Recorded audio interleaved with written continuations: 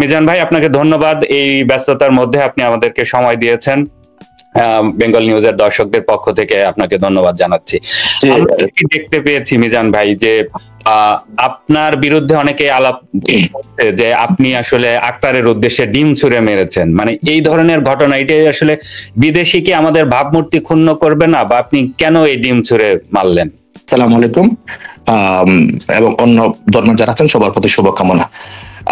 দেখুন, এখানে যে জিনিসটা হয়েছে, যে আক্তার, যে ব্যক্তিটির উপরে ডিমটা নিক্ষেপ করা হয়েছে, সেই ব্যক্তিটিকে যাদের কারণে পুরো একটা স্বাধীন দেশ আজকে জঙ্গি রাষ্ট্রে পরিণত হয়েছে। আমি যখন এই খুনি, এই ফ্যাসিস্ট, এই টেরোরিস্ট আক্তারকে এই নিউ ইয়র্কের মাটিতে আসা শুনছি এবং তার সাথে আমার আজকে সরাসরি এয়ারপোর্টে দেখা হয়েছে, আমি নিজেকে কন্ট্রোল করতে পারিনি। আমি ভাবি নাই, আমি চিন্তা করি নাই যে এখানে ডিম নিক্ষেপ করলে আমি অ্যারেস্ট হব কিনা হব না, এখানে আইনে কি আছে বা আইনে কি নেই। আমি যখনই এই টেরোরিস্ট আক্তারকে দেখেছি, সাথে সাথে আমার 32 নম্বর বাড়ির কথা মনে হয়েছে, সাথে সাথে বাংলাদেশের 4.5 কোটি আওয়ামী লীগ নেতা কর্মী এবং সমর্থকদের কথা মনে হয়েছে। এবং আমি একজন আওয়ামী লীগের ক্ষুদ্র কর্মী হিসেবে, যুবলীগের একজন কর্মী হিসেবে আমি মনে করেছি আমার এই জায়গা থেকে যে যদি আমি এই টেরোরিস্ট আক্তারকে ডিম নিক্ষেপ করতে পারি, অন্তত পক্ষে বাংলাদেশের 4.5 কোটি নেতা, আওয়ামী লীগের নেতা কর্মী একটু হলেও 13 মাস পরে শান্তিতে নিঃশ্বাস নিতে পারবে। এই জন্য এই ফ্যাসিস্ট ইউনূসের অবৈধ সন্তান এনসিপির নেতা আপনার আক্তারকে আমি ডিম নিক্ষেপ করেছি। এবং এখানে আমি পরিষ্কার করে আমি স্লোগান দিয়েছি, টেরোরিস্ট আক্তার ডেফিনেটলি, আপনারা জানেন ইতিমধ্যে ওরা টেরোরিস্ট এবং তারা বাংলাদেশকে যে জঙ্গি রাষ্ট্রে পরিণত করেছে। বাংলাদেশে আজকে যেভাবে আওয়ামী লীগের নেতা কর্মীদেরকে তারা নির্যাতন করছে, এখন তারা যেভাবে আওয়ামী লীগের সমর্থকদেরকে নির্যাতন করছে, এইরকম টেরোরিস্টদেরকে এই দেশে, আমেরিকার মতো দেশে ওয়েলকাম জানানো যায় না কখনো। এই যে আপনারা যখন অন্য কোন নেত্রী কি, নেতা কর্মী কি আক্তারের সঙ্গে ছিল তখন যখন আপনারা আক্তার? তুষার ভাই, দেখেন এখানের এনসিপির আরেকজন মহিলা নেত্রী ছিল, কিন্তু আপনারা দেখেছেন আমাদের এইটাই হচ্ছে আমাদের আওয়ামী লীগের শেখ হাসিনার কর্মীদের এবং তাদের মধ্যে পার্থক্য। দেখেন এই যে মেয়েটা যে ছিল, আমি ওনার নামটা তাসনিম জারা, উনি কিন্তু আমার থেকে মাত্র 1 হাত দূরে ছিল। আমি চাইলে ওই মেয়েকে ওইখানেই অনেক বড় কিছু ঘটনা ঘটিয়ে দিতে পারতাম, কিন্তু বঙ্গবন্ধুর কন্যা শেখ হাসিনা, আমাদের দল এটা কিন্তু আমাদেরকে কখনো শিক্ষা দেয় নাই, আমাদের পরিবার আমাদেরকে এটা কখনো শিক্ষা দেয় নাই। আপনারা দেখেছেন ওনারা গোপালগঞ্জে গেছে, আমাদের কিন্তু ওনাদেরকে মেয়েকে কখনোই মানে এইভাবে কোনো আঘাত করা হয় নাই। আপনারা আজকে দেখেছেন তাসনিম জারা, আপনি নিশ্চয়ই ইতিমধ্যে আমার ভিডিও ফুটেজটা দেখেছেন, তা আক্তারের চাইতেও কিন্তু এই জারা মেয়েটি আমার পাশে ছিল, কিন্তু আমি চাইলে ওরা অনেক বড় কিছু করতে পারতাম, কিন্তু আমরা এই শিক্ষা নেই নাই, আমাদের দল আমাদেরকে এই শিক্ষা দেয় নাই, এটা আমাদের আদর্শের সাথে যায় না। তবে আপনারা দেখেছেন বাংলাদেশে কিভাবে মহিলা এবং মেয়ে নির্যাতন হচ্ছে। ভাই, আপনি সাংবাদিক, আপনি আমার চেয়ে আরো বেশি জানেন। বাংলাদেশে কারাগারের ভিতরে পর্যন্ত আমাদের ছাত্রলীগের বোনেরা, আমাদের বিভিন্ন মা বোনেরা কিন্তু কারাগারের ভিতরে থাকতে পারতেছে না। আজকে বাংলাদেশের কোনো মা তার মেয়েকে দিনে দুপুরে স্কুলে দিতে পারতেছে না। ভাই, বাংলাদেশে আওয়ামী লীগের সভানেত্রী বঙ্গবন্ধুর কন্যা শেখ হাসিনা যখন ক্ষমতায় ছিলেন, তখন কিন্তু রাতে বাংলাদেশের দিনে মেয়েরা স্কুল করত, রাতে চাকরি করত। তুষার ভাই, আপনারা কিন্তু রাত সাক্ষী, কিন্তু আজকের বর্তমানের বাংলাদেশে কিন্তু ভাই চাকরি তো করা দূরের কথা, মা তার সন্তানকে স্কুলে পর্যন্ত দিচ্ছে না, কারণ এই এনসিপির টেরোরিস্টরা, এই ইউনূস গংরা বাংলাদেশকে একটি জঙ্গি রাষ্ট্রে পরিণত করেছে। এবং তারা যেইভাবে নারী নির্যাতন করছে, যেভাবে দর্শন করছে, আমি কিন্তু এখানে চাইলে অনেক বড় ঘটনা ঘটাতে পারতাম, কিন্তু আমি বঙ্গবন্ধুর আদর্শের একজন সৈনিক, জননেত্রী শেখ হাসিনার একজন কর্মী, আমি কিন্তু এই খারাপ মেয়েটির পাশেও কিন্তু আমি যাই নাই, এবং ওরে কিন্তু কোনো ধরনের কোনো বাক্য পর্যন্ত ব্যবহার করেনি। তুষার ভাই, আপনারা বিভিন্ন মিডিয়ার মাধ্যমে দেখতে পেরেছেন। আপনারা যেই সময়ে ঘটনাস্থলে যখন এয়ারপোর্টে ছিলেন, তখন কি মির্জা ফখরুল ইসলাম আলমগীর বা জামায়াতের নেতাদেরকে দেখা গেছে নাকি এরা দুজনই শুধু ছিল? তুষার ভাই, সত্য কথা কি, দেখেন ওই সময় যে আমাদের যে মাথার যে টেম্পারটা ছিল, ওইখানে কে ছিল না আমরা দেখি নাই ভাই। ওই সময় আমার আপন মায়ের পেটের বায়ু যদি আমার চোখের সামনে থাকতো, আমার মাথায় তখন কাজ করতো না। ওই সময় সাথে সাথে 32-এর কথা মনে হয়ে গেছে। ওই সময় সাথে সাথে 3500 পুলিশকে যে পুরানো হয়েছে ওই কথা মনে হয়ে গেছে। ওই সময় মনে হয়ে গেছে আমাদের বাংলাদেশ আওয়ামী যুবলীগের শত শত নেতা কর্মীদেরকে যেইভাবে তারা জ্বালাও পোড়াও করে দিনে দুপুরে হত্যা করেছে, ওই জিনিসগুলো আমার মাথায় এসেছে। তো মির্জা ফখরুল এবং জামাতের আর অন্যান্য কোন নেতারা তার সাথে ছিলেন কিনা আমার চোখে পড়ে নাই, হয়তো আমি পরবর্তীতে ভিডিও দেখে বুঝতে পারবো যে ওনারা সাথে ছিলেন কিনা ছিলেন না। এই যে আরেকজন ব্যক্তির কথা শোনা যাচ্ছে যে মোহাম্মদ ইউনূসের প্রেস সচিব, যিনি ইতোমধ্যে নানান কারণে আলোচিত, তাকেও কি ধাওয়া দেওয়া হয়েছিল এরকম একটি কথা আমরা শুনতে পাচ্ছি। মানে আপনি কি ওই যে গার্বিজ শফিকের কথা বলতেছেন? এই শফিক সাহেবের যদি ভাগ্য ভালো, শফিক সাহেব আজকে মিজান চৌধুরী সহ আমাদের আওয়ামী লীগের নেতা কর্মীদের সামনে পড়ে নাই তুষার ভাই। যদি এই ডাস্টবিন শফিক আজকে এখানে পড়তো, আমরা তো আক্তারকে ডিম নিক্ষেপ করে নিজেকে কন্ট্রোল করেছি। গাড়ির সামনে রাস্তার মধ্যে শুয়ে আক্তারকে আধা ঘন্টা আমরা অবরোধ করে রেখেছি। এই ডাস্টবিন শফিককে যদি পাইতাম না, কসম খোদার এখানে রক্তের বন্যা কিন্তু বসে যাইতো ভাই। কারণ এই ডাস্টবিন শফিক আমাদের মমতাময়ী মা বঙ্গবন্ধুর কন্যা 18 কোটি মানুষের নয়নমণি শেখ হাসিনাকে নিয়ে কিভাবে খারাপ মন্তব্য করেছে, কিভাবে কি করেছে, আমি সেই শব্দ ব্যবহার করতে চাই না। তবে আপনাকে এতটা আশ্বস্ত করতে পারি, যদি 27 তারিখের ভিতরে 27 সেকেন্ডের জন্য যদি এই ডাস্টবিন শফিককে নিউ ইয়র্কের কোনো জায়গায় পাই, হয় মারবো না হয় মরবো। আমরা শেখ হাসিনার কর্মীরা আমরা ভয়ে পালাই না। কিন্তু মিজান ভাই, এই যে আপনি বলছেন, কিন্তু আমরা যতদূর জানি মার্কিন যুক্তরাষ্ট্রে আইন কানুন খুবই কড়া, তো আপনি কি মানে আপনার বিরুদ্ধেও তো ব্যবস্থা নেওয়া হতে পারে, আপনি ভয় পাচ্ছেন না? দেখুন তুষার ভাই, একটা কথা বলি, আপনার যখন অস্তিত্বের লড়াই আসবে, আমি যখন ক্ষুধার্ত হব, আমার ঘরে খাবার না থাকলে রাস্তার আশেপাশে যে গার্বেজের ভিতরে খাবার থাকে, আমি কিন্তু সেই খাবারও এক সময় খাইতে কিন্তু দ্বিধাদ্বন্দ্ব করব না। এখন আমাদের আওয়ামী লীগের নেতা কর্মীদের সেই সময় যাচ্ছে। আমি মিজানুর রহমান চৌধুরী যদি এদেরকে প্রতিহত এবং প্রতিরোধ করার পরে যদি আমাকে এখানে জেলের ভাত খাইতে হয়, ভাই বাংলাদেশের 2.5 লক্ষ নেতা কর্মী এখন জেলে জীবন যাপন করতেছে। বাংলাদেশের 2.5 কোটি আওয়ামী লীগের নেতা কর্মী বাড়ি ঘরে থাকতে পারতেছে না। আমি একজন মিজানুর রহমান চৌধুরী যদি এইখানে যদি কয়েক মাস জেল কাটি, আমি সেটা মনে করব এটি আমার রাজনৈতিক জীবনের সবচেয়ে বড় অর্জন, যে আমার ভাইদের কারণে, আমার দলের নেতা কর্মীদের কারণে আমি আজকে এখানে নিজেকে জেলের ভিতরে পর্যন্ত নিতে পেরেছি। তবে ভাই এখানে আইনের দেশ, আমি আইন হাতে নিতে চাই না। তবে ভাই আমাদের আবেগের যখন বিষয় আসে, বঙ্গবন্ধু যখন আসে, জয় বাংলা যখন আসে, মুক্তিযুদ্ধ যখন আসে, শেখ হাসিনা যখন আসে ভাই, তখন আমরা আর পৃথিবীর কোনো কিছু চিন্তা করতে পারি না। তবে তারপরেও আমি বলি, আমি আমেরিকার আইনের প্রতি শ্রদ্ধাশীল, কিন্তু এই টেররিস্ট আক্তারকে আমি কোন সময় ডিম নিক্ষেপ করেছিলাম তুষার ভাই, আমি আপনাকে এটা বলি, যখন আমি ওরে বলেছিলাম, ওর বিরুদ্ধে স্লোগান দিয়েছিলাম, সে বলেছে ইনকিলাব জিন্দাবাদ, তখনই আমি বলেছিলাম জয় বাংলা, এবং তখনই বলেছিলাম টেররিস্ট আক্তারকে আর যেতে দেব না। ওরা ওদের পূর্বপুরুষদের স্লোগান দেয়, ওরা পাকিস্তান জিন্দাবাদ বলে এখনো স্লোগান দেয়। বঙ্গবন্ধুর সৈনিকদের সামনে আসার পরে যদি পাকিস্তান জিন্দাবাদ স্লোগান দেয়, ওরা বাংলাদেশে 2.5 কোটি 3 কোটি নেতা কর্মীদেরকে অনেক কষ্টে রাখতে পারে। তবে মনে রাখবেন, আমরা কিন্তু ওদেরকে এখানে ছাড় দেব না তুষার ভাই। মিজান ভাই, আপনি কি বলছেন যে আপনি স্লোগান দেওয়ার পরে আক্তার আপনার কাউন্টারে স্লোগান দিয়েছিলেন ওই সময়? জি জি, সেটা আপনি আমার ভিডিওতে স্পষ্ট দেখতে পারবেন, সে পাকিস্তান পন্থী স্লোগান দিয়েছে আক্তার ভাই। আমি এখানে কিন্তু দেখেন একটা জিনিস কি, আমাদের আওয়ামী লীগের নেতা কর্মীরা কিন্তু আমরা এখানে সংখ্যায় কম ছিলাম। আমাদের আজকে বড় একটা ডেমনস্ট্রেশন হয়েছে আমাদের এয়ারপোর্টে, আমরা টার্মিনাল 8 আমরা অবস্থান নিয়েছিলাম, ওরা টার্মিনাল 4 দিয়ে বের হয়েছে। আমাদের প্রায় 2 থেকে 300 নেতা কর্মী এখনো পর্যন্ত ওদের হোটেলের সামনে কিন্তু অবস্থান করতেছে।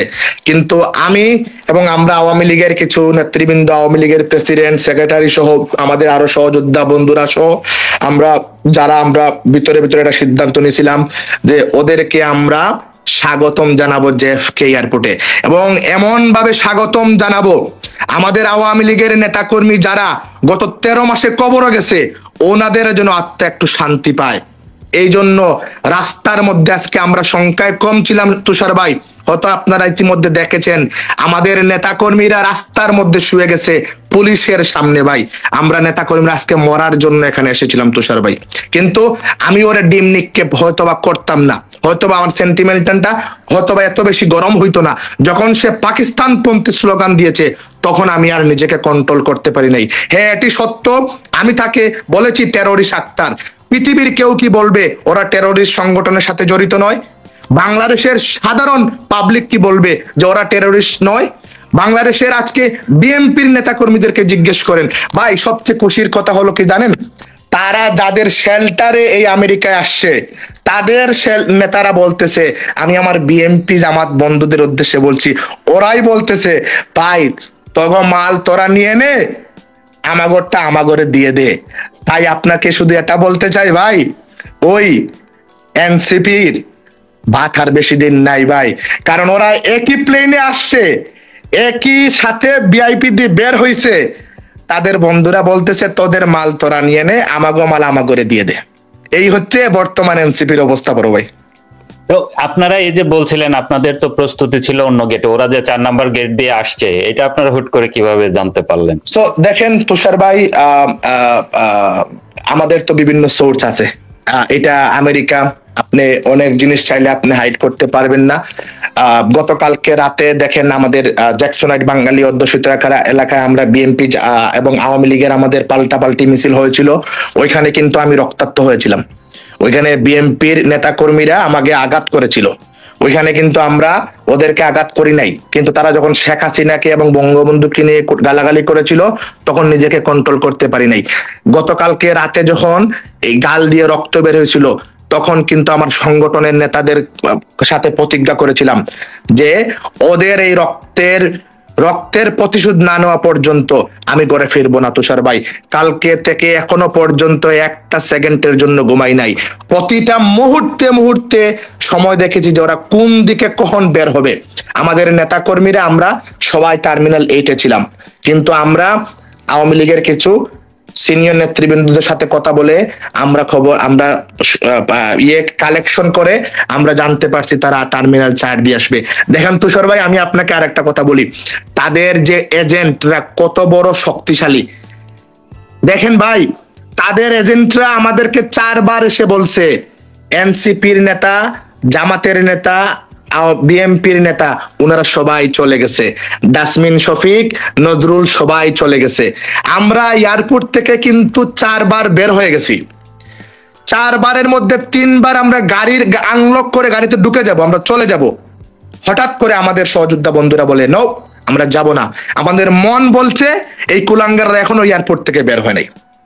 আমাদের ভিতরে কিন্তু কোনো ধরনের সোর্স ছিল না, কিন্তু দেখেন আমাদের ভিতর মানে আজকে যে আওয়ামী লীগের 4 কোটি নেতা কর্মীদেরকে যে মহান আল্লাহ রাব্বুল আলামিন খুশ করতে চাইছে, এর প্রমাণটা হচ্ছে এটা তুষার ভাই। আমরা কিন্তু ওদের সোর্স এসে আমাদেরকে কন্টিনিউয়াসলি বলতেছে, যেহেতু আমরা সামাজিকভাবে এখানে একসাথে চলাফেরা করি, অনেকের সাথে আমাদের ব্যক্তিগত সম্পর্ক আছে, যে আপনার সাথে আমার ব্যক্তিগত সম্পর্ক থাকলে ওরা আপনাকে বলতেছে যে তুষার ভাই মিজানকে বলেন ওরা চলে গেছে। এবং আমাদের কিছু সাংবাদিক বন্ধুরা এসে আমাদেরকে এগুলো বলতেছে যে ভাই চলে গেছে। আবার অনেক সিনিয়র সাংবাদিক করতেছে কি, উনার জুনিয়র সাংবাদিককে রেখে সিনিয়র সাংবাদিক চলে গেছে, মানে কি যে আওয়ামী লীগের এরা বুঝবে ও সিনিয়র সাংবাদিক তো চলে গেছে তাহলে বিএনপি জামাত এনসিপি চলে গেছে। কিন্তু আমাদের একটা বিশ্বাস ছিল এই কুলাঙ্গার যেতে পারে নাই এখনো, কারণ কন্টিনিউ আমার ফোন আসতেছে তো এই জন্য লাইন ডিসকানেক্ট হয়ে যায়। আমাদের কাছে কিন্তু একটা বিশ্বাস ছিল যে ওরা আমেরিকাতে এই কুলাঙ্গার আক্তার এত বড় ভিআইপি হয় নাই যে ভিআইপি গেট দিয়ে পালায়া যাবে। ওদের বাপ, অবৈধ বাপ ডাক্তার ইউনূস পালায়ে গেছে, কিন্তু ভাই এখনো আমাদের হাতে 5 দিন সময় আছে, দেখা হবে তাদের সাথে রাজরাস্তা ইনশাআল্লাহ। এই যে আপনি বলছিলেন অনেকে আপনাকে ফোন করছে, আপনার দলের নেতাকর্মীদের এই ঘটনার পরে আসলে কেমন প্রতিক্রিয়া তারা? দেখুন বিশ্বাস করেন আমি আমার জীবনে আমি এত টেলিফোন রিসিভ করছি কিনা আমি জানি না, দলের নেতাকর্মীরা ফোন করে হাউ হাউ করে কান্নাকাটি করতেছে। দেশ থেকে নেতাকর্মীরা ফোন করে বলতেছে, ভাই বুকের মধ্যে আসেন, আপনাকে বুকের মধ্যে একবার জড়াই ধরি। বিশ্বাস করেন, আমি নেতাকর্মীদের কথা শুনে আমার নিজের চোখ দিয়ে পানি চলে আসতেছিল। নেতাকর্মীরা যে এতভাবে খুশি হয়েছে আজকে এই ধুলাইয়ের পরে নেতাকর্মীদের কাছে মনে হচ্ছে আওয়ামী লীগ মনে পুনরায় ক্ষমতায় চলে আসছে ভাই। এইরকম নেতাকর্মীরা আজকে মানে উজ্জীবিত হয়েছে। মানে নেতাকর্মীরা খুব উজ্জীবিত, মানে তারা অ্যাবসলিউটলি ভাই, অ্যাবসলিউটলি। আজকে আমি মনে করি যদি বাংলাদেশ আওয়ামী লীগের 4.5 কোটি নেতাকর্মীর কান পর্যন্ত, চোখ পর্যন্ত এই মেসেজটা যায়, প্রত্যেকেই কিন্তু আমাদের জন্য দোয়া করবে ভাই, প্রত্যেকেই আমাদের জন্য দোয়া করবে। যাক মিজান ভাই, ধন্যবাদ। আরেকটি বিষয় হলো, আমরা শেষ করব, যেহেতু আপনিও অনেক ব্যস্ত, শেষ করব। এই যে আগামীতে বললেন আরো 5 দিন আছে, এদেরকে যদি আবারও আপনাদের সামনাসামনি হয় বা অন্য কোন নেতা বা ইউনূস সরকারের সঙ্গে যে প্রতিনিধি দলটি এসেছে, এদের মধ্যে যেমন প্রেস সচিব বা আরো যারা সফর সঙ্গী আছেন, কথার কথা তারা যদি আবার কেউ আপনাদের সামনে পড়ে যায়, তাহলে কি একই ধরনের ঘটনার পুনরাবৃত্তি ঘটার কোনো সম্ভাবনা বা প্রস্তুতি আপনারা রাখছেন? ভাই একটা জিনিস বলে কি, প্রস্তুতি বলতে কি, ওরা তো মজার খানি জানেন কি, ওরা 3.5 ঘন্টা আমাদের বয়ে আজকে এয়ারপোর্ট থেকে বের হয় নাই। তো ওদের সাথে আমরা কি প্রস্তুতি নিয়ে খেলবো? বাংলাদেশের আওয়ামী লীগের নেতা কর্মীরা প্রস্তুতি ছাড়াই ওদের সাথে খেলতে পারবে। সরি ভাই, আমি কন্টিনিউয়াসলি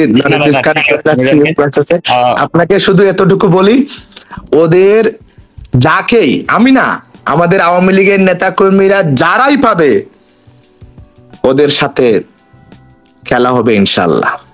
ওরা, আমরা ওই যে আমাদের পার্টির সেক্রেটারি খেলা হবে বলছিল, ওরা হাসি ঠাট্টা করেছিল 5 তারিখের পরে, আমরা সেই কথাটি পুনরায় বলতেছি, আওয়ামী লীগের নেতা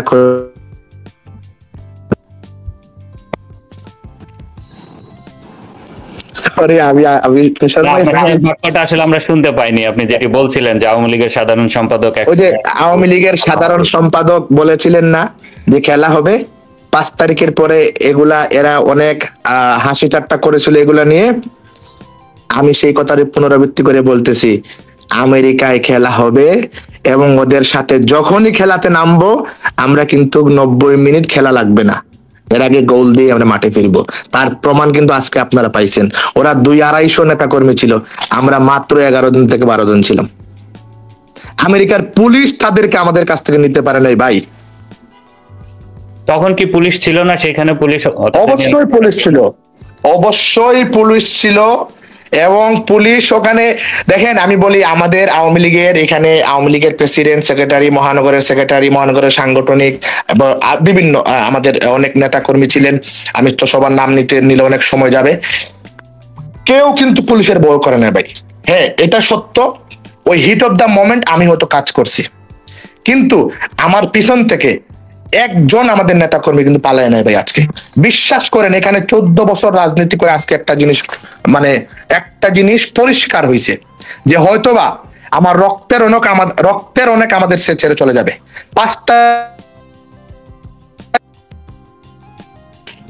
5 তারিখের পর থেকে আমাদের রক্তের অনেকেই আমাদেরকে ছেড়ে চলে গেছে, কিন্তু 5 তারিখের পর থেকে এখনো পর্যন্ত আমাদের দলের নেতা কর্মীরা কেউ আমাদেরকে পালায়া যায় নাই। তার জ্বলন্ত প্রমাণ আজকে জেএফকে এয়ারপোর্টে ভাই, দেখবেন সংখ্যায় আমরা মাত্র 11 থেকে 12 জন ছিলাম। তার মানে আগের মতো, আগে যখন ক্ষমতায় ছিলেন শত শত মানুষ আসতো, কিন্তু দরকারের সময় তো খুব বেশি লোকজন পাওয়া যায় না। মানে আপনি বলতে চাচ্ছেন যে দরকারের প্রয়োজনে খুব অল্প হলেও, সংখ্যায় অল্প হলেও আদর্শিক ভাবে উজ্জীবিত কর্মীরাই সংগঠনের জন্য বড় ঝুঁকি নিতে প্রস্তুত থাকে নাকি? না তুষার ভাই, আমি একটা কথা বলি, আমাদের গতকালকে একটা